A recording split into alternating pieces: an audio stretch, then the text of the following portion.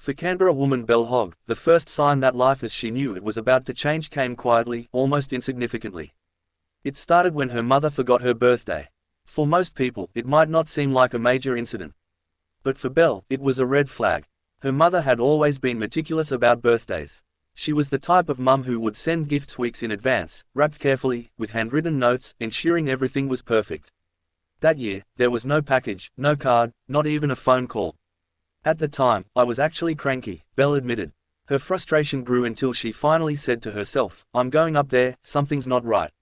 When she arrived at her mother's home, Belle's concerns deepened. Her mum had lost an alarming amount of weight. The once neat and organized home was now messy and chaotic. Food sat untouched. Piles of unopened mail gathered on the kitchen bench. Something was seriously wrong. Not long after, her mother, just 68 at the time, was diagnosed with dementia.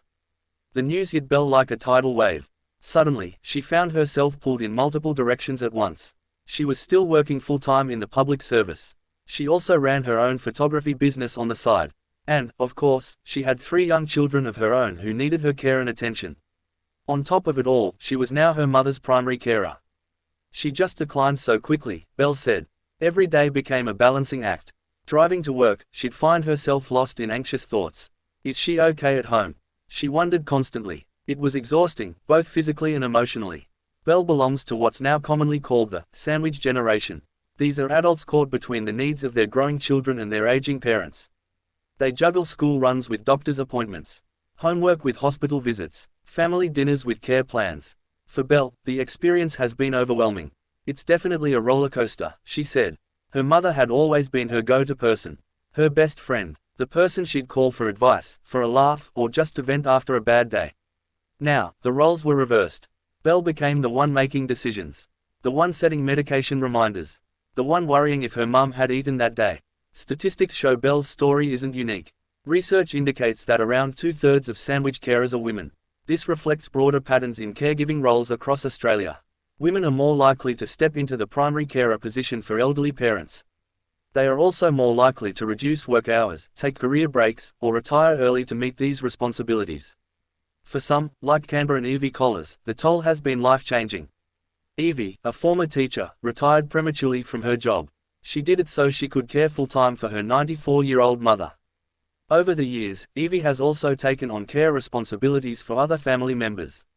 Her days now revolve around medical appointments, home care tasks, and emotional support. Like Belle, she understands the emotional complexity that comes with being a carer. The sense of duty, the guilt when you feel you're not doing enough, the frustration when plans fall apart, and the heartbreak of watching someone you love slowly fade. For both women, the experience has reshaped their lives. Social events became rare. Holidays turned into staycations. Financial stress grew. Their own health sometimes took a backseat. And yet, amidst the struggle, there's love. There are small moments of connection. A shared laugh over morning tea. A good day when mum remembers something small but meaningful. A smile that makes the hard days worth it. Experts warn that as Australia's population continues to age, more people will find themselves in the sandwich generation. People are having children later in life. Their parents are living longer. The overlap between raising kids and caring for elderly relatives is becoming more common. Support services for carers exist, but many say it's not enough. Belle said she struggled to access help when she needed it most. Waiting lists for respite care stretched for months. Finding reliable in-home support felt impossible at times. The emotional load was often heavier than the physical. Feelings of isolation, stress, and burnout were constant companions. She often wondered if anyone really understood what she was going through. Her friends tried to be supportive, but unless you've lived it, it's hard to grasp the daily grind of being a sandwich carer. Evie echoed similar feelings. She described moments where she felt completely invisible. People see you as the daughter, but they don't always see the carer behind that, she said. Both women want more recognition for carers. Not just in policy, but in everyday conversations, in workplaces, in healthcare settings. They want society to understand that caring for a loved one is a full-time, emotionally demanding role. They hope that sharing their stories will make others in similar situations feel seen. They hope more resources will be allocated for carer support. And they hope that future carers won't feel as lost or overwhelmed as they sometimes did. For now, Belle continues to juggle. Some days are better than others.